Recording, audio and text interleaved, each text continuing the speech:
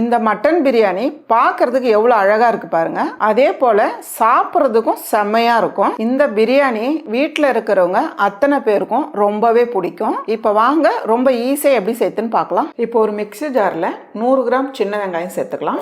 ஒரு 20லேருந்து ஒரு 25 பல்லுக்கு பூண்டு சேர்த்துக்கலாம். ஒரு பெரிய சைஸ் இஞ்சி துண்டு எடுத்து பொடியை நறுக்கியிருக்கேன். 4 பச்சை மிளகாய் அப்படியே சேர்த்துக்கலாம். 5 கிராம்பு, 3 ஏலக்காய், 1 டீஸ்பூன் சோம்பு, 2 துண்டு பட்டை, ஒரு கல்பாசி, கொஞ்சமா முந்திரி, புளிப்பு இல்லாம கெட்டி தயிர் 1/2 கப்பு. நல்லா நைஸா அரைச்சி எடுத்துக்கோங்க. நான் வந்து 3/4 கிலோ மட்டன் எடுத்து கழுவி சுத்தம் பண்ணி வச்சிருக்கேன். இப்போ நம்ம அரைச்சி வச்சிருக்க மசாலா இதை சேர்த்துடலாம். 1 டீஸ்பூன் அளவுக்கு உப்பு சேர்த்துடலாம். இப்போ வந்து நல்லா மிக்ஸ் பண்ணிடுங்க. 10 நிமிஷத்துக்கு அப்படியே இருக்கட்டும். இப்போ ஒரு குக்கர்ல நம்ம மிக்ஸ் பண்ணி வச்சிருக்க மட்டன் 10 நிமிஷம் ஆயிடுச்சு. இதை சேர்த்துடலாம். 1/2 கப் அளவுக்கு தண்ணி சேர்த்து இப்போ ஒரு 1/2 கப்பு கூட சேர்த்துக்கலாம். மொத்தமா 1 கப் அளவுக்கு தண்ணி. இப்போ குக்கர் மூடிடலாம். இப்போ நம்ம ஒரு 7 விசில் விட்டோமா மட்டன் நல்லா வெந்துடும். பாத்திரம் வச்சுக்கலாமா. 1/2 டேபிள் ஸ்பூன் அளவுக்கு நெய் சேர்த்துடலாம். 2 டேபிள் ஸ்பூன் அளவுக்கு எண்ணெய் சேர்த்துடலாம். கொஞ்சமா மட்டன் கொழுப்பு சேர்த்து அப்படியே கலந்து விடுங்க. நல்லா கரைஞ்சிடும்.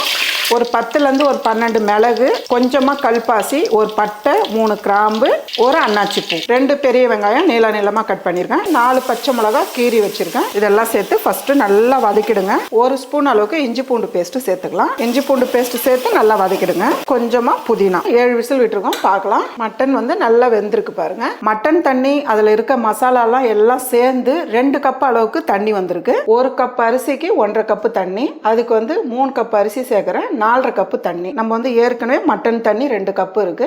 இப்போ வந்து 2/2 கப்பு தண்ணி சேர்த்துக்கலாம். பாருங்க, 4/2 கப்பு தண்ணி சேர்த்துருக்கோம். நம்ம தேவையான அளவு உப்பு சேர்த்துக்கலாம். கலந்து விட்டுட்டு ஒரு கொதி வந்தாலே போதும். இப்போ ஒரு 5லேருந்து ஒரு 6 நிமிஷம் நம்ம அப்படியே மூடி வைக்கலாம். தண்ணி நல்லா கொதிக்குது. இந்த அளவுக்கு நல்லா கொதிக்கணும். இந்த கப்பால நான் 3 கப்பு ஜீரக சம்பா அரிசி எடுத்திருக்கேன். நல்லா கழுவிட்டு ஒரு 20 நிமிஷம் ஊற வச்சிருக்கேன். பொடியை நறுக்குன கொத்தமல்லி நல்லா அப்படி கலந்து விட்டுருங்க. மீடியமான தீயில ஒரு 10லேருந்து ஒரு 12 நிமிஷம் அப்படியே விடுங்க. பார்க்கலாம். ரைஸ் வந்து குழைய எவ்வளவு சூப்பரா இருக்கு பாருங்க. நல்ல ஒரு டேஸ்டான ஒயிட் மட்டன் பிரியாணி ரெடி.